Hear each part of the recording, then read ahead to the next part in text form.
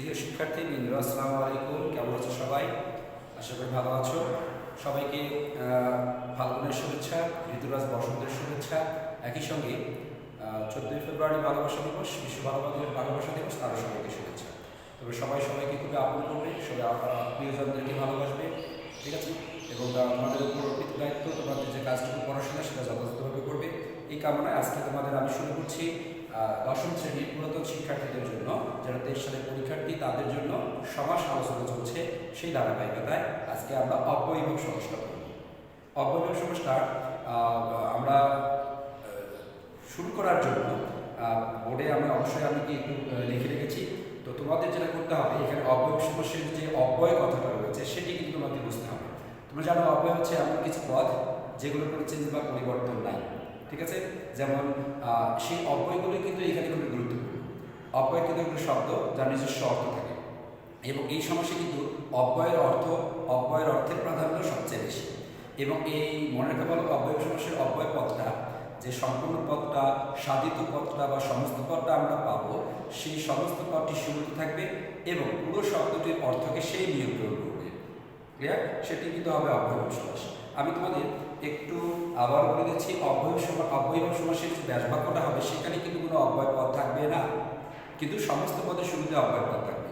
তো সমস্ত পদের শুরুতে যে অব্যয়টা আছে, সেই অব্যয়টার একটি অর্থ থাকবে এবং সমস্ত পদটিতে সেই অব্যয় পদটি তার নিজস্ব ভূমিকা, তার নিজস্ব ক্ষমতা, সেটি কিন্তু কি প্রকাশ করবে, প্রদর্শন করবে।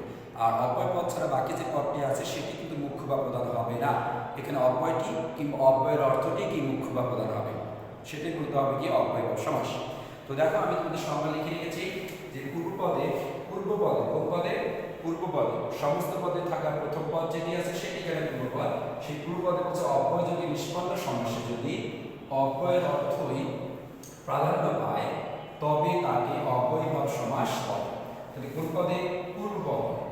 কোন পদ থাকবে?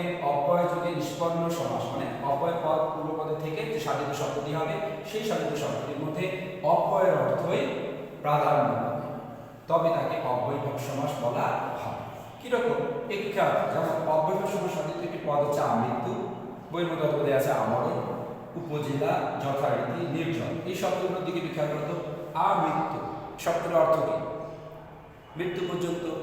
আমরণ শব্দের অর্থ কি? মরণ পর্যন্ত, ঠিক না? ওকে। তাহলে উপজেলা শব্দটির অর্থ কি? যেটা জেলার মতো, জেলার ন্যায়, সেটা হচ্ছে উপজেলা। যথারীতি শব্দের অর্থ কি? রীতিকে বা নিয়মকে অতিক্রম না করে। নির্জন শব্দের অর্থ হচ্ছে কি? জলের অভাব। ক্লিয়ার? এবার খেয়াল করুন, আমৃত্যু শব্দের প্রথমে যে শব্দটি রয়েছে সেটি হচ্ছে আ, এটি হচ্ছে একটা অব্যয় বা উপশব্দ। উপজেলা শব্দের প্রথমে রয়েছে উপ, এটি হচ্ছে একটা অব্যয়। যথারীতি শব্দের যথাটা হচ্ছে অব্যয়। নির্জন শব্দের প্রথম অংশের নির্জনটা হচ্ছে নির, এটি হচ্ছে একটা অব্যয়। তারপরে দেখো, প্রত্যেকটি সমস্ত পদের প্রত্যেকটির প্রথমে কি আছে? একটি করে অব্যয় পদ আছে। আমাদের সংজ্ঞা কথা ছিল যে পূর্বপদে অব্যয় যদি নিষ্পন্ন সমাস, তাহলে এগুলো কি সমাস সাধিত শব্দ, তার প্রত্যেকটি পূর্বপদে কি আছে? অব্যয় আছে। এবং শব্দটির মধ্যে এই যে আমৃত্যু, এই যে উপজেলা, এই যে যথারীতি শব্দের মধ্যে বা শব্দগুলো যে অর্থ দিচ্ছে, সেই অর্থের ক্ষেত্রে তুমি দেখবা এই যে মৃত্যু বা জেলা বা রীতি, এগুলোর অর্থের প্রাধান্য নয়। অর্থের প্রাধান্য হচ্ছে এই আয়, অর্থের প্রাধান্য হচ্ছে উপরে, অর্থের প্রাধান্য থাকছে কার? যথা, অর্থের প্রাধান্য থাকছে কার? নি। কিভাবে? দেখো, আমরা বলছি এই যে ব্যাসবাক্য যখন হবে তখন কি হবে? আমরা সমস্ত পদ লিখেছি, এর ব্যাসবাক্য হবে মৃত্যু পর্যন্ত। কি বলছি? মৃত্যু পর্যন্ত। তার মানে কি? যতক্ষণ পর্যন্ত আমার মৃত্যু হবে না ততক্ষণ পর্যন্ত। এই যে পর্যন্ত যে অর্থটি, এই শব্দটির মধ্যে সেটি কিন্তু কি প্রাধান্য পাচ্ছে।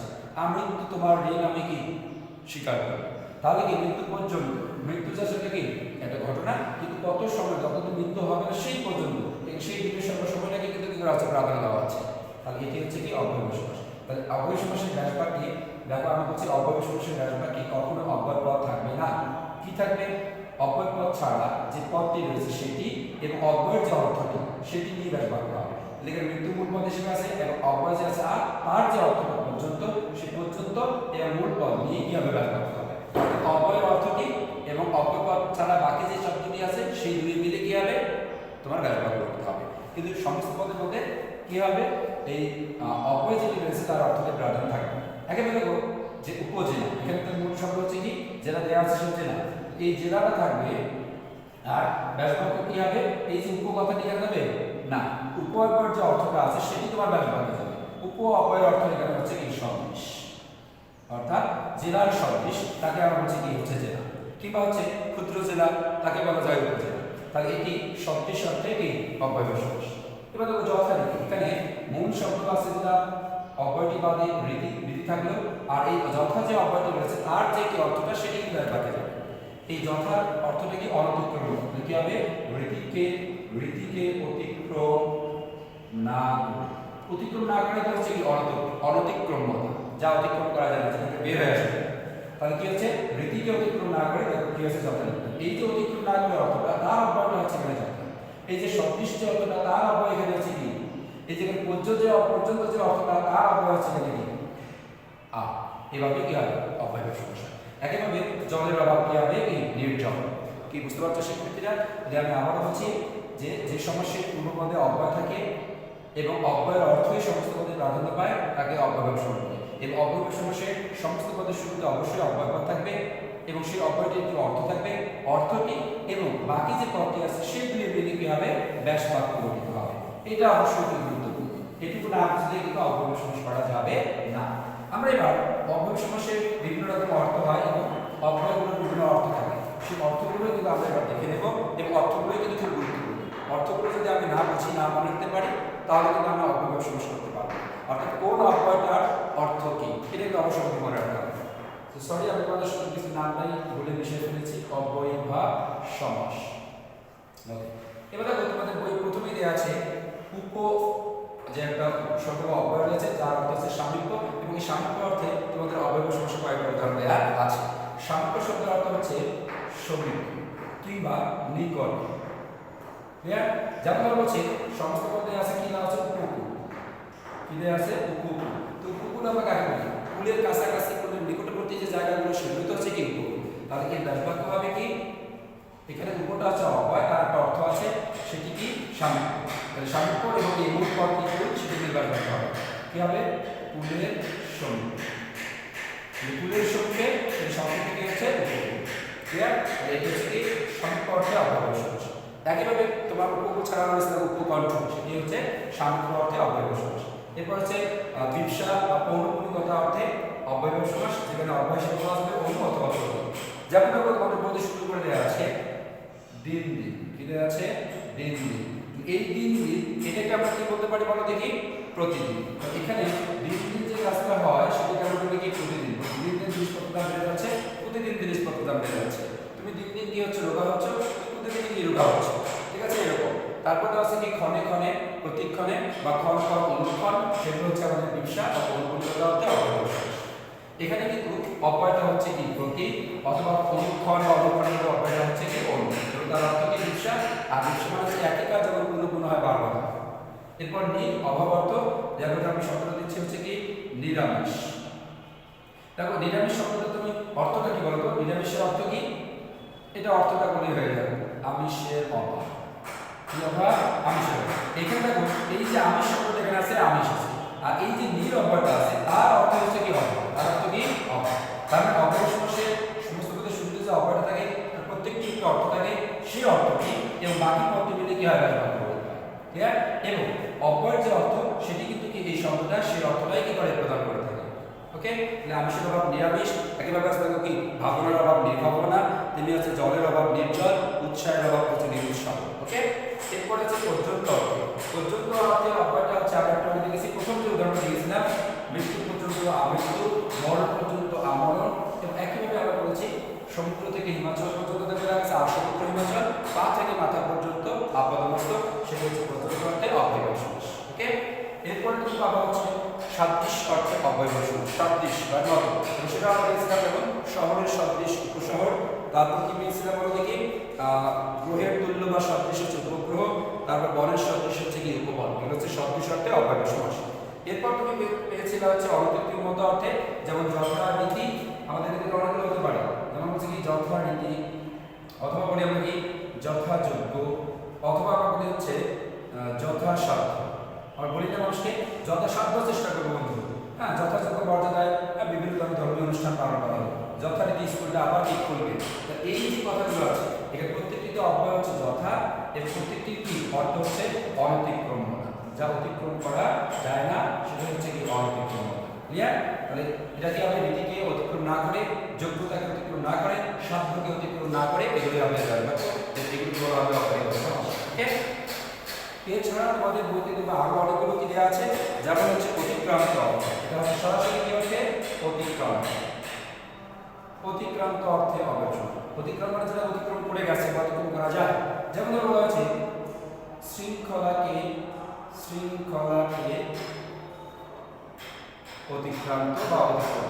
তো শৃঙ্খলার মধ্যে যে না, যে শৃঙ্খলাকে অতিক্রম করে গেছে, শৃঙ্খলার বাইরে চলে গেছে, দিকে অন্যদিকে চলে গেছে, তাকে আমরা কিন্তু কি বলি বলো দেখি? উচ্ছৃঙ্খল। কি বলি? উচ্ছৃঙ্খল। তাহলে এখানে উচ্ছৃঙ্খল শব্দে কিন্তু অপরটা কি? উৎ।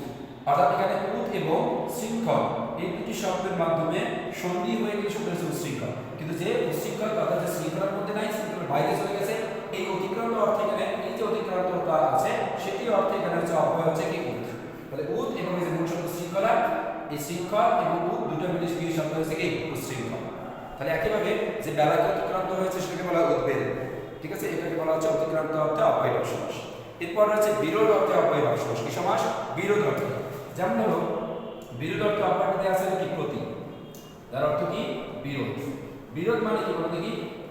একজনের সঙ্গে আরেকজন কি মানে একটু দ্বন্দ্ব, মানে এর কথাটা ও মানছে না, ওর কথাটা মানছে না, আমার কথার বিরোধী তুমি, তোমার কথার বিরোধী আমি, তুমি যেটা বলছো তার আমি কি পাল্টা কথা বলছি, আমি বলছি যে না এটা উঠে আছে কি? বিরোধী। যেমন এখানে আমাদের উদাহরণ দেওয়া আছে প্রতিবাদ। এটা আছে তো সমস্ত কথা প্রতিবাদ। প্রতিবাদ আমরা কাকে বলি? কেউ একটা কথা বলছে, ওই কথা তুমি মানতে পারছো না, ওটার অ্যাগেইনস্টে বিপরীতে তুমি যে কথাটা বলছো সেটাই হচ্ছে তোমার কি? ওই কথার প্রতিবাদ। তাহলে এই প্রতিবাদের ব্যাস বাক্য কি হবে বলতে কি? তাহলে এই বাদ হচ্ছে মূল শব্দ, আর এখানে প্রতিটা হচ্ছে কি? অব্যয়। এখানে প্রতি অব্যয়ের অর্থ কি? বিরোধ। তাহলে এর ব্যাস বাক্যটা হবে বিরুদ্ধ বাদ। কি হবে কি? বিরুদ্ধ বাদ। এই বাদ মানে কি? কথা। তাহলে কথাটা যখন কোনো কথার বিরুদ্ধে হয় তখন তাকে আমরা বলি কি? প্রতিবাদ। তাহলে এটা হচ্ছে বিরোধ অর্থে, এটা কি অর্থে? বিরুদ্ধ বা বিরোধ অর্থে অব্যয়ভাব সমাস। তার প্রথমে অব্যয় হয়েছে প্রতি, তারপর রয়েছে বৃদ্ধকুল, প্রতিকূল। এরপর আছে দেখো অনু অব্যয়, যার অর্থ হচ্ছে কি? পশ্চাৎ। তাই না? তোমরা অবশ্যই দেখেছো অনুতে বা পশ্চাতে ধাবন তাকে বলা হয় অনুগমন, অনুতে পশ্চাৎ ধাবন আর তাকে বলা হচ্ছে কি? অনুধাবন। অর্থাৎ কোনো কিছু করার পর তোমার যে মধ্যে যে উপলব্ধিটা আসে, তোমার মধ্যে যে ধারণাটা আসে, তোমার মধ্যে যে কি জ্ঞানটা কাজ করে, তোমার মধ্যে যে চিন্তাটা কাজ করে, সেটাই হচ্ছে তোমার অনুধাবন। তার মানে পরে, পশ্চাৎ মানে হচ্ছে কি? পেছনে বা পরে। ক্লিয়ার? এভাবে অব্যয়ভাব সমাস হয়। একইভাবে তোমাদের পরের পেজে রয়েছে ঈষৎ অর্থে অব্যয়ভাব সমাস। কি অর্থে? ঈষৎ অর্থে। যেমন ধরো বলছে ঈষৎ নত। ঈষৎ নত তোমার সমস্ত পদটা হচ্ছে কি? আনত। অর্থাৎ কিছুটা নত হবে। ঈষৎ মানে কম বা সামান্য। এই সামান্য যে অর্থে অব্যয় হচ্ছে কি? আ, বা আ অব্যয়ের অর্থ হচ্ছে ঈষৎ বা সামান্য। একইভাবে দেখো ঈষৎ লাল কি? ঈষৎ লাল কি হচ্ছে? লালচে হয়। কিংবা ঈষৎ রক্তিম কি হয়? আরক্তিম। ওকে, এগুলো হচ্ছে কি অব্যয়ভাব সমাস আরো কিছু না। এরপর ক্ষুদ্র অর্থে অব্যয়ভাব সমাস রয়েছে তোমাদের বইতে দেখে নিবা। ক্ষুদ্র গ্রহ, উপগ্রহ, ক্ষুদ্র নদী কি? উপনদী। এরপর পূর্ণ বা সমগ্র অর্থে দেওয়া আছে অব্যয়ভাব সমাস দূরবর্তী অর্থে, প্রতিনিধি অর্থে এবং প্রতিদ্বন্দ্বী অর্থে। এই অর্থে অব্যয়ভাব সমাসগুলো সুন্দর করে অর্থগুলো এবং তার পাশে কি অব্যয় সেটা এবং সেই অনুযায়ী কিন্তু কি তোমাদের সমস্ত পদ করে দেওয়া আছে, ব্যাস বাক্য করে দেওয়া আছে। সেগুলো যদি একটু কি মনোযোগ দিয়ে দেখো তাহলে অবশ্যই অব্যয়ভাব সমাস বুঝতে পারবে। মোট কথা হচ্ছে তুমি যখন অব্যয়ভাব সমাস দেখে বুঝতে পারবা প্রত্যেকটি অব্যয়ভাব সমাসের সমস্ত পদ থাকবে, তার শুরুতে একটি করে অর্থ থাকবে, অব্যয় থাকবে এবং এই অব্যয়টি মূলত উপসর্গ অব্যয়। কিরকম? যেগুলো যেমন আমরা একটু আগে দেখলাম হচ্ছে আমরণ, এখানে কি আছে? আর তারপর আমরা দেখেছিলাম হচ্ছে কি? উপকূল। এই প্রথমটা রয়েছে কি? উপ। তারপর আমরা দেখেছি কি? প্রতিবাদ। কি দেখেছি? প্রতিবাদ। প্রতিটা এখানে কি? অব্যয়। তারপর দেখেছি কি? যথারীতি। এখানে কি? অব্যয়টা হচ্ছে কি? যথা। এইরকম প্রত্যেকটি অব্যয়ভাব সমাসের শুরুতে অব্যয় পদ থাকবে এবং এই অব্যয়ের যে অর্থ থাকবে এই অব্যয়ের অর্থটাই এই শব্দটা প্রদান করবে বা এই শব্দটির মধ্যে প্রাধান্য পাবে, সেটি মূলত হচ্ছে কি? অব্যয়ভাব সমাস। তো শিক্ষার্থীরা তোমাদের একে একে মূলত কি 5টা সমাস শেষ হয়ে গেল। আর একটা বহুব্রী সমাসটা আমরা এর পরের ক্লাসে ইনশাআল্লাহ আলোচনা করব। সে পর্যন্ত সবাই সুস্থ থাকো, ভালো থাকো। আল্লাহ হাফেজ।